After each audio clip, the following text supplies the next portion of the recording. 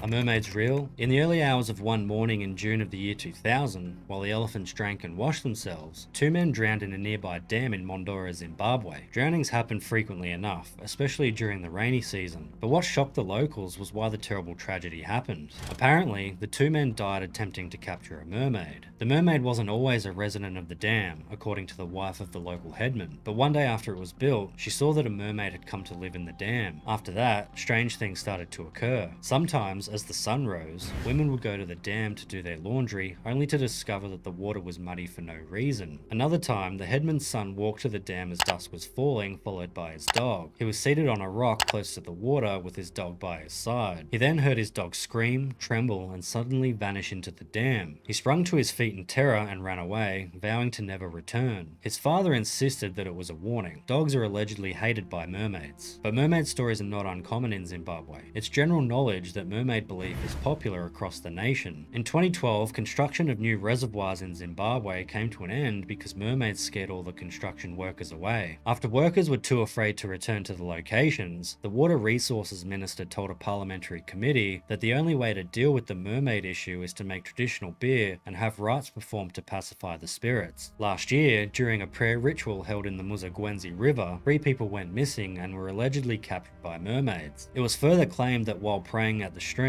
the elders and everyone there started talking in tongues and throwing themselves into the river and disappeared. The whole village firmly believes that the 3 who went missing were taken by mermaids. For centuries, thousands of sightings of mermaids were reported across the world. From water to land, stories of mermaids spread. Different social classes from the Middle Ages right through to the 20th century recorded all of these. In 1842, P.T. Barnum's American Museum in New York had a banner. He was advertising a trio of bare-chested mermaids. Visitors were surprised to see a gnarled, mummified half-fish, half-monkey inside. The mermaid was a big hit despite, or perhaps because of, the shocking presentation. The Fiji mermaid has been on display in New York, Boston, and London. Its whereabouts after 1859 are uncertain. In 1943, a Japanese sergeant, Taro Horiba, got a word of mermaids being caught in local fishing nets while stationed on the Key Islands in Indonesia. The villagers called these creatures orang-ikan. In Malay, orang means human, and ikan means fish. The creature was roughly 4 foot 9 inches tall, with pinkish skin, a human-looking face and limbs,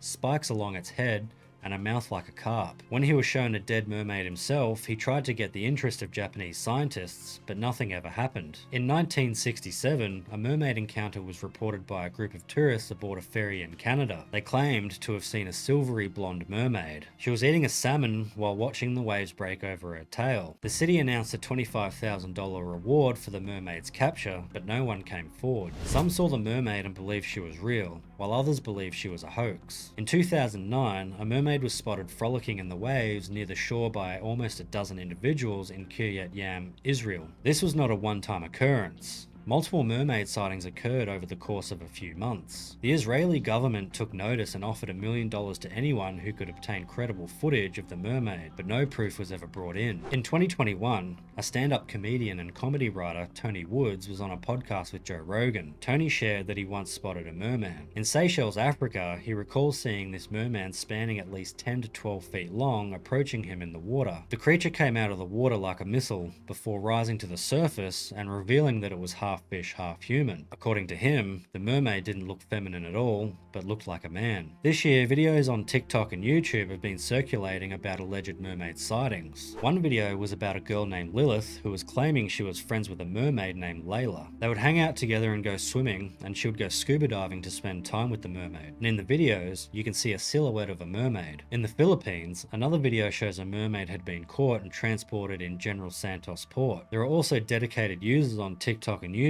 sharing a wide collection of mermaid sightings and evidence. A TikToker that goes by the name of Source90 is a deep-sea fisherman who has gone viral for sharing his regular encounters with mermaids, but he refers to them as sirens rather than mermaids, indicating that they are potentially dangerous. In this video, you can hear a high-pitched screaming noise which he claims are the sirens. In another video, he shares that he captured a siren on camera, and you can actually see a large creature swimming across the water having a long tail. Adding to the list is Phoebe D. She has a playlist playlist dedicated to examining accounts of mermaid sightings. In this video, she points out how similar it is to the experience Tony Woods shared on the Joe Rogan podcast. The video shows an intuitive healer by the name of Scott Werner claiming that he witnessed a mermaid on a private beach in Maui. He says that a section of the beach close to the Sugarman estate is off limits to all, even the boats. Wondering why no one is allowed there, he went in with another person. And while he was down there watching the dolphins jumping in the ocean, he saw a mermaid rise out of the water who then gave them a grimaced look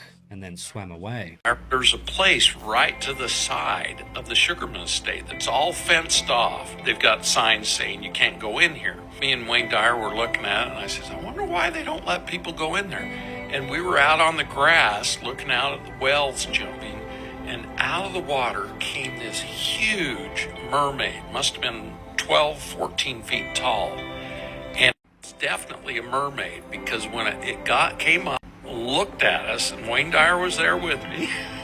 So were a bunch of other people. They all saw it. It looked at us, and it kind of grimaced at us, and then dove down in the water, and you could see its tail come up.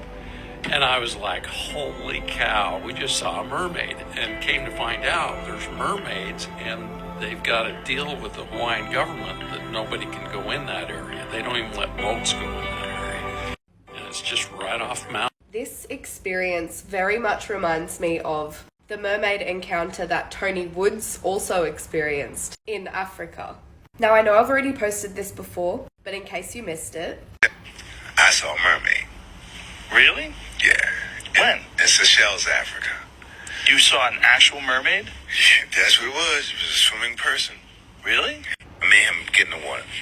From a distance, you see something coming like a fucking missile. Right? It's going fast, and we both kind of stop. And then it turns and it jumps out of the water. And it's maybe at least 10, 12 feet long, man. And it do like this, and it look at both of us and go.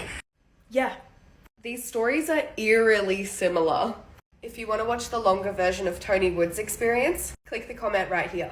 You would be surprised by how many people claim a mermaid sighting. There might be dividing opinions on the internet, but many people do believe in the existence of mermaids. Is there any truth to this myth? Do you think mermaids are real? Around 1000 BC in Assyria, mermaids made their first appearance in human culture. One of the earliest tales is the story of the goddess Atargatis, the mother of the Assyrian queen Semiramis. Accidentally killing the shepherd she loved, who was a mortal, she jumped into a lake to take the form of a fish. However, despite her best attempts, the waters were unable to conceal her beauty, only giving her a fish-like figure from the waist down. Although they were occasionally portrayed as being half birds, the story's most well-known examples of the gorgeous creatures were fish-tailed women. Some of these mermaids were extremely beautiful, but they weren't always the most friendly creatures. However, our perception of mermaids has been shaped by cultural interpretations, which in most cases depicted them as beautiful, kind, half-fish, half-woman creatures. For example, see Christian Andersen's The Little Mermaid, a literary fairy tale that captivated us because of the beautiful half-human, half-mermaid heroine Ariel. The story was extremely popular and considered a classic that millions of people love. In Pirates of the Caribbean, on Stranger Tides, Serena was a beautiful, alluring, and mysterious mermaid that was captured in Whitecap Bay. Serena didn't act viciously and didn't try to harm anyone, other than being hostile when the pirates caught her. Later in the film, she even fell in love with a human. In Scandinavian countries, there was a mythical creature known as a selkie, which was half human, half seal. During their time on land, a selkie would take on a fully human appearance. They were renowned for being wonderful husbands and mothers. In certain civilizations, the mermaid represents life and fertility in the ocean. However, not all stories of mermaids show them as beautiful creatures. In some cultures, mermaids were frequently linked to bad luck and death, luring sailors to their deaths and acting as an omen of the storms, rough seas, and calamity. Water nymphs, according to Slavic mythology, would emerge from rivers in early June, make their way into cities, and bring individuals back to their watery homes. Some stories are considerably scarier. The sirens in Greek mythology are arguably the most popular of these darker legends. In Greek mythology, mermaids were often referred to as sirens. Although the words mermaid and siren are frequently used interchangeably, there is a difference between the two. Mermaids are thought to be friendly creatures, whereas sirens are said to always be evil and dangerous, luring sailors with their seductive singing to their island's deadly rocky coast. The most famous mention of a siren in ancient Greek literature is the scene from Homer's epic poem, The Odyssey, in which Odysseus is warned by the sorceress Circe of the irresistible song of the sirens. Odysseus and his crew had to strive hard to overcome many difficulties on their long and dangerous trip home from war. Odysseus met Circe, a lovely goddess who warned him of a rocky ledge he had to pass through. Lining the rocky shores of this passage were the beautiful sirens, a group of mermaids who had the most beautiful singing voices. The only issue was that when they sang, the men found it difficult to concentrate on anything else. They would fall in love with the sirens and be unable to focus on anything else, which would cause their ships to crash into the rocky shorelines and send all the men to their deaths. There had only ever been one ship that had successfully gone through this channel before Odysseus and his men arrived. In Argonaut's adventure, Jason and his men had the great luck to travel with the incredibly talented musician Orpheus. Orpheus walked up to the passage and began to play. Fortunately, the males could barely make out the sirens singing over Orpheus's music, whose melodies were even more enchanting than the sirens. Unfortunately for Odysseus, he wasn't accompanied by a talented musician, so instead, he came up with a strategy to get them through this deadly passageway safely. Each of his guys put beeswax in their ears before entering so they couldn't hear. But Odysseus was a complex man. Odysseus, curious about what he would hear, instructed his men to tie him to the ship's mast and not untie him until they passed the creatures. Once he heard the sirens' beautiful singing, Odysseus begged his men to free him, but the men sailed on obediently and eventually managed to escape the sirens' enchanting call. The sirens were said to be doomed to die if anyone heard their song and resisted. Therefore, Odysseus was the first to kill the sirens, who jumped to their deaths into the sea after their ship successfully fled. The legend of mermaids was popularized more by the alleged sightings when sailors and locals all around the world reported seeing mermaids in their coastal communities. According to one legend from the 1600s, a mermaid entered Holland over a dike and was hurt in the process. She was brought to a lake nearby where she quickly recovered. She ultimately settled down and started contributing to society by picking up Dutch, doing housework, and eventually converting to Catholicism. Numerous other stories with broadly similar narratives can be found all across the world, and this includes stories from prominent figures in history. While exploring the Caribbean, Christopher Columbus himself claimed to have encountered numerous mermaids. On January 9, 1493, while sailing the waters off Haiti, renowned explorer Christopher Columbus saw what he believed to be 3 mermaids playing in the water. Columbus claimed that the mermaids he encountered were not as attractive as was commonly believed. They were not half as beautiful as they are painted, he wrote in his journal. They had a human appearance in the face, he added. Columbus's mermaids didn't sing and were not as appealing as the mermaids in Homer's Odyssey, which were lovely and mesmerized any sailor who heard them sing. Well, Christopher Columbus once mistook gorillas for a primitive tribe in America, describing them as very hairy men. So is there any truth to his story about mermaids? Did he really see those creatures? According to experts, it was a manatee. They have forelimbs that resemble arms in some way, and have the ability to tilt their heads from side to side, which is similar to how a woman flips her hair. Columbus may have mistaken anything for a mermaid after 6 months at sea. However, Columbus's conviction was so strong that he brought the skeleton of an alleged mermaid back with him and presented it to the Portsmouth Philosophical Society in 1826, only for it to be discovered to be a dugong, a saltwater relative of manatees. There's a theory that suggests sailors who are probably highly intoxicated have mistaken manatees or dugongs as women with fishtails, giving rise to the mermaid legend. Manatees have flat tails, and when viewed from a distance where only a tiny portion of their body can be seen, their flippers can potentially resemble stubby arms. Manatees are the most similar animals to mermaids because they are similarly huge and capable of swimming both above and below the water's surface. When viewed from a distance, a manatee with seaweed strands across its forehead could be mistaken for the legendary mermaid. The infamous pirate known as Blackbeard, or Edward Teach, also claimed to have encountered a mermaid in one of his sea travels. Made popular in the movies and books, Blackbeard is actually a real person who served first as a privateer during the Queen Anne's War. By the year 1718, Blackbeard had been caught and killed when the renowned Queen Anne's Revenger ran aground. Blackbeard, however, said that before his tragic end, he had a particularly horrific encounter. Blackbeard claimed in his logbook to have seen some particularly lovely enchanted waterways, but warned his men to remain clear because the area was home to otherworldly creatures. He had apparently encountered mermaids before who had forewarned him not to ever return. And then there was John Smith,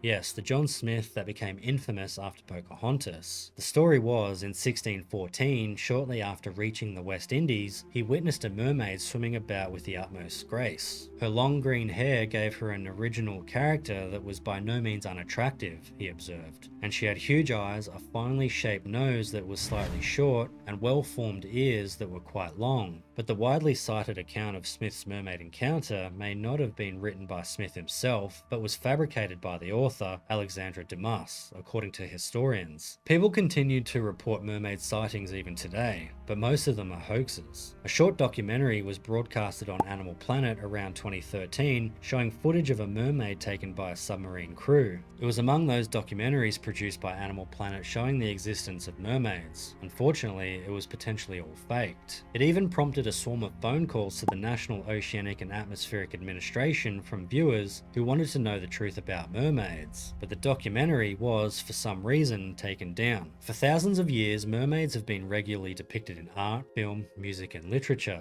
However, up to this day, contemporary data suggests that the human-sized ocean animals mentioned in mythology are merely sea mammals such as manatees. According to a statement issued by the National Oceanic and Atmospheric Administration, no real proof of aquatic humanoids has ever been discovered, but with the vast unexplored parts of the ocean, mermaids are something you can't rule out. What do you think? Thank you so much for hanging out with me and watching today. My name is James and this is the restricted section. If you enjoy stories like this one, please like the video, subscribe to our channel and turn on notifications so you don't miss any of our future uploads. If there's any topics you'd like to see in future videos, please let me know in the comments section down below. Thanks again and see you on the next one.